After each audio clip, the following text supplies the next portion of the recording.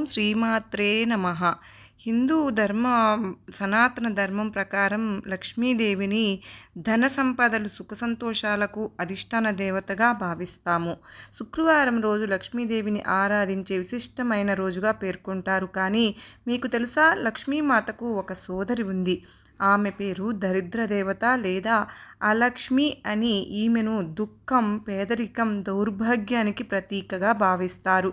లక్ష్మీదేవిని అందరూ సాధారణంగా తమ ఇంటికి సంతోషంగా ఆహ్వానిస్తారు. కానీ దరిద్ర దేవతను ఎవ్వరూ తమ ఇంటికి రావడానికి ఇష్టపడరు.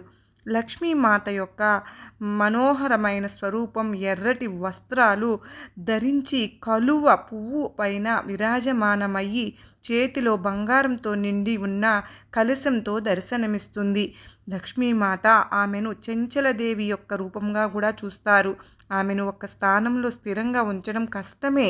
అదే దేవి లక్ష్మి యొక్క అక్క అయిన దరిద్ర దేవత యొక్క స్వరూపం పూర్తిగా వ్యతిరేకంగా ఉంటుంది. పురాణాల ప్రకారం ఈమెను చెరిగిన జుట్టు, ఎర్రటి కళ్ళతో నల్లటి వస్త్రాలు ధరించినదిగా వర్ణిస్తారు.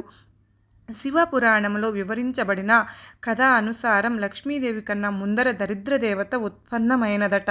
అందుకే ఆమెను లక్ష్మీదేవికి అక్కగా చెబుతారు.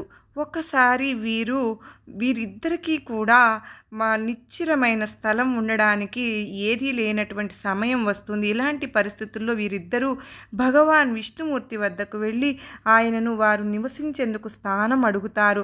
హే విష్ణు ప్రభు, దయచేసి మాకు ఉండేందుకు ఒక సరైన స్థానం ప్రదానం చేయండి. మా ఇద్దరికీ ఇప్పటి వరకు స్థిర నివాసమే లేదు. ఒకసారి విష్ణుమూర్తి రావి చెట్టుకు ఇచ్చిన వరం ప్రకారం ఎవరైతే శనివారం నాడు రావి చెట్టును పూజిస్తారో వారి ఇల్లు సదా సమృద్ధిగా ఉంటుంది. ఆయన లక్ష్మీదేవి ఇంకా దరిద్రదేవిలకు ఇలా సమాధానమిస్తారు. హే దేవిల్లారా, చింతించకండి. నేటి నుంచి మీరిద్దరూ రావి చెట్టుపై నివాసం ఉండండి. అదే మీకు తగిన చోటు. మీ ఆజ్ఞ ప్రకారం మేము అక్కడ నివాసం ఉంటాం ప్రభు. ఆ విధంగా వారిద్దరూ రావి చెట్టుపై నివాసం ఉండడం ప్రారంభించారు. ఒకరోజు భగవాన్ విష్ణు లక్ష్మీమాతను వివాహం చేసుకోవాలనే తన ఇచ్ఛను తెలియజేస్తారు. దేవి లక్ష్మి, నేను మిమ్మల్ని వివాహం చేసుకోవాలి అని అనుకుంటున్నాను. హే ప్రభు, మిమ్మల్ని వివాహం చేసుకోవడం నా సౌభాగ్యం. కానీ నా అక్క దేవి దరిద్ర యొక్క వివాహం జరగకుండా నేను ఎలా వివాహం చేసుకోగలను? ఆమె వివాహం అయిన తర్వాతనే నేను మిమ్మల్ని వివాహం చేసుకోగలను. సరే దేవి, దారిద్ర, నీకు ఎలాంటి వరుడు కావాలి? నాకు కాబోయే వరుడు ఎప్పుడూ పూజలు చేయకూడదు. అతను నన్ను ఎవ్వరూ పూజలు పునస్కారాలు చేయని చోట ఉంచాలి. విష్ణు భగవానుడు దరిద్ర దేవత ఇచ్ఛానుసారం ఆమె వివాహం ఋషి ఉద్దాలకునితో జరిపిస్తాడు. ఆయన దరిద్ర దేవతను తనతో పాటు తన ఆశ్రమానికి తీసుకుని వెళ్తాడు. దారిద్ర అక్కడ ప్రవేశించడానికి నిరాకరిస్తుంది. లేదు స్వామి, నేను మీ ఆశ్రమంలో ప్రవేశించలేను. కానీ ఎందులకు దేవి? దారిద్ర, మీకు నా ఆశ్రమంలో ఏం సమస్య? మీరు నా ఆశ్రమాన్ని ఇంకా చూడను కూడా లేదు. నేను కేవలం అశుభ్రంగా ఉన్న ఇళ్లకే వెళ్తాను. ఎక్కడైతే మనుషులు ఒకరితో ఒకరు పోట్లాడుకుంటూ ఉంటారో, ఎక్కడైతే మనుషులు అశుభ్రమైన దుస్తులు ధరించి ఉంటారో, ఎక్కడైతే జనులు అధర్మమైన తప్పుడు పనులు చేస్తారో అక్కడికే నేను వెళతాను. ఏ ఇళ్ళైతే పరిశుభ్రంగా ఉంటాయో అక్కడికి నేను అస్సలు వెళ్ళను. అలాంటి చోట నా చెల్లెలు లక్ష్మీదేవి నివాసం ఉంటుంది. ఈ ఆశ్రమం పవిత్రంగా అతి శుభ్రంగా ఉంది. ఇక్కడ జనులు నిత్యం పూజలు చేస్తారు, శుభ్రమైన వస్త్రాలు ధరిస్తారు. అందువల్ల ఇక్కడ నేను ఉండలేను. ఋషి ఉద్దాలకుడు దారిద్ర్య ఉండటం కోసం ధార్మిక అనుష్ఠానాలు జరగని చోటు కోసం వెతుకుతూ ఉంటాడు. కానీ భూలోకంలో ఎక్కడా అతనికి అలాంటి స్థలం కనిపించదు. దారిద్ర తన పతి కోసం ఏడుస్తూ ఉంటుంది. ఇంతలో విష్ణు భగవానుడు లక్ష్మీదేవితో తన వివాహ ప్రస్తావన మళ్ళా తీసుకువస్తాడు. హే ప్రభు, నా సోదరికి ఒక నివాసం దొరికేంత వరకు నేను వివాహం చేసుకోలేను. దేవి, భూలోకంలో ఎక్కడా కూడా ధార్మిక క్రియలు జరగని చోటు లేదు. అందువల్ల ఆదివారం రోజు రావి చెట్టును నీ సోదరి దారిద్ర ఆమె భర్త ఉండేందుకు ఏర్పాటు చేస్తాను అని అంటాడు. అప్పటి నుంచి ఆదివారం నాడు రావి చెట్టు దేవతల నివాసం కాకుండా మారిపోయింది. దారిద్ర యొక్క వాసం అయ్యింది. అందువలనే ఆదివారం నాడు రావి చెట్టుకు పూజ చేయరు. విష్ణు భగవానుని ఆశీర్వాదం వలన శనివారం నాడు రావి చెట్టుకు పూజ చేసి లక్ష్మీమాత యొక్క కృప కలుగుతుంది, ఇల్లు సమృద్ధిగా ఉంటుంది. ఈ నమ్మకం కారణంగా రావి చెట్టును నరికివేసేందుకు మనుషులు భయపడతారు. కానీ అత్యావశ్యకమైతే మాత్రం దానిని ఆదివారం మాత్రమే నరికివేయవచ్చు. లక్ష్మీమాతకు తీపి పదార్థాలు ఇష్టమైనట్లే దారిద్రకు పులుపుగా కారంగా ఉండే పదార్థాలు ఇష్టం. అందుకే ఇళ్లకు దుకాణాలకు బయట నిమ్మకాయలు పచ్చిమిరపకాయలతో చేసిన దండలు వేలాడదీయడం వల్ల దారిద్ర్య దేవత తృప్తి చెంది అక్కడి నుండి వెళ్ళిపోతుందని, ఇంటి లోపలకు ప్రవేశించదని నమ్ముతారు.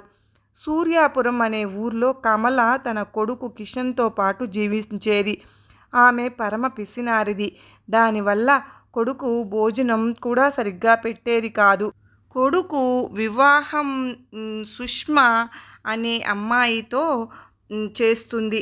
కట్నంగా 4 లక్షల రూపాయలు, ఒక సోఫా సెట్టు వస్తాయి. ఆ సోఫాని ఆమె ఒక గదిలో దుప్పటి కప్పి భద్రపరుస్తుంది. ఒకరోజు కమల ఇంట్లో లేనప్పుడు సుష్మ, అయ్యో అత్తగారు ఈ సోఫాని తెరవనేలేదు, ఇంట్లో ఇంకో సోఫా కూడా లేదు, నేనే తెరవాలని ఆవిడ నా కోసం ఎదురు చూస్తున్నట్లు ఉన్నారు. ఆవిడ ఇంటికి వచ్చే లోపలే ఈ సోఫాని హాల్లో సెట్ చేస్తాను, చూసి సంతోషిస్తారు అనుకుంటుంది.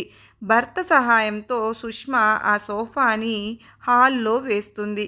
తరువాత కిషన్ పని మీద వెళ్ళిపోతాడు. సుష్మ టీ పెట్టుకుని సోఫా పైన కూర్చుని తాగుతూ ఉంటుంది.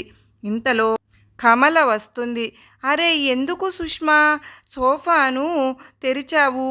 అత్తగారు సోఫా అలా కప్పి ఉంది, అందుకే తెరిచాను.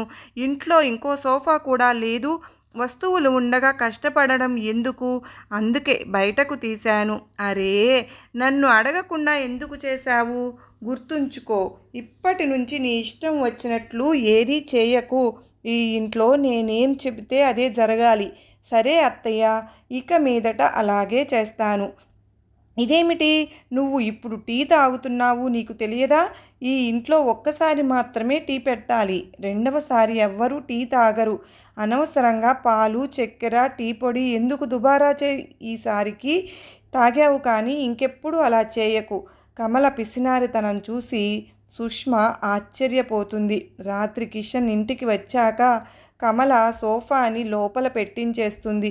అతను తమ గదిలోకి వెళ్ళాక సుష్మ, చూడండి, అత్తగారు చాలా పిసినారి దానిలా ఉన్నారు, నన్ను టీ కూడా తాగవద్దు అన్నారు. ఇక్కడ ఒక్కసారే టీ తాగాలట కదా, ప్రతిదానికి ఏదో ఒకటి అంటారు. ఇలా అయితే ఎలా అమ్మా? అంతే, చాలా పిసినారిది, ఏమన్నా అని కూడా లాభం ఉండదు సుష్మా. ఆమె చెప్పినట్లు చేస్తే మేలు. ఆమె బుద్ధిని ఆ లక్ష్మీదేవి మాత్రమే మార్చగలదు. కమల లక్ష్మీమాతకు గొప్ప భక్తురాలు, ఎల్లవేళలా మాతను పూజిస్తూ ఉంటుంది. ఇంకా ధనం కావాలని అడుగుతూ ఉంటుంది. ఎందుకంటే ఆమె చాలా ఆశపరురాలు. కమల పూజ చేస్తూ, హే మాత, నీ కృప నాపై ఎల్లప్పుడూ చూపించు, నన్ను ఈ ఊరిలో కల్లా ధనవంతురాలిని చేయమ్మా అంటుంది. ఒకరోజు ఉదయాన్నే ఒక ఆవు వారి ముంగిట్లోకి వస్తుంది. సుష్మ ఒక రొట్టె తీసుకొచ్చి ఆ ఆవుకు పెడుతుంది. అది చూసిన కమల కోపంతో మండిపడుతుంది. అదేంటి అమ్మాయి, నీకు తెలియదా? ఇలా రొట్టెలు వృధా చేయొద్దు. ఇందులో వృధా ఏముంది అత్తయ్య? ఆవుకు రొట్టె పెడితే మంచిదే కదా. ఆవును నీకు 2 పూటలు తిండి పెట్టకపోతే అప్పుడు తెలుస్తుంది రొట్టెల విలువ ఏమిటో. ఈ రోజు నుంచి 2 రోజులు నీకు భోజనం ఉండదు, అర్థమైందా? అత్తయ్య, నేను గర్భవతిని, పస్తులు ఉండడం బిడ్డకు మంచిది కాదు, అంతా మంచిదే, నీ బుర్ర బాగుపడుతుంది. వెళ్ళి ఇక్కడి నుంచి. కమల సుష్మకి తిండి పెట్టదు. మరుసటి రోజు ఆకలి వల్ల సుష్మకి ఒంట్లో బాగుండదు. ఇంకా ఏమి చేయాలో తెలియక సుష్మ వంటింట్లోకి వెళ్ళి తినడానికి ఏమైనా ఉందేమోనని వెతుకుతూ ఉంటుంది. కానీ ఏమీ దొరకదు. ఇంతలో బిస్కెట్ల డబ్బా కనిపిస్తుంది. కొన్ని బిస్కెట్లు తీసుకుని తింటూ ఉంటుంది. ఇంతలో కమల హఠాత్తుగా వంటింట్లోకి వస్తుంది. సుష్మను చూసి, నేను నిన్ను తిననివ్వలేదు అని ఇలా దొంగతనం చేసి తింటావా? మీ వాళ్ళు ఇదే నీకు నేర్పించారా? అత్తయ్య, నేను దొంగతనం చేయలేదు. నాకు చాలా ఆకలి వేస్తోంది. నా కోసం కాదు, నా బిడ్డ కోసం తింటున్నాను. దయచేసి తినడానికి ఏమైనా పెట్టండి అత్తయ్య. ఈ పరిస్థితుల్లో నేను పస్తులు ఎలా ఉండగలను? కానీ కమల ఏమీ వినిపించుకోదు. ఆమెను గదిలో పెట్టి తలుపు వేసేస్తుంది. సుష్మా చాలా ఏడుస్తుంది. హే లక్ష్మీమాత, ఏమిటిది? అత్తయ్య నిన్ను పూజిస్తుంది కానీ ఇంత పిసినారిది. దానివల్ల మంచి చెడు తెలుసుకోలేకపోతుంది. ఇలా ఎన్ని రోజులమ్మా? అసలే నేను గర్భవతిని.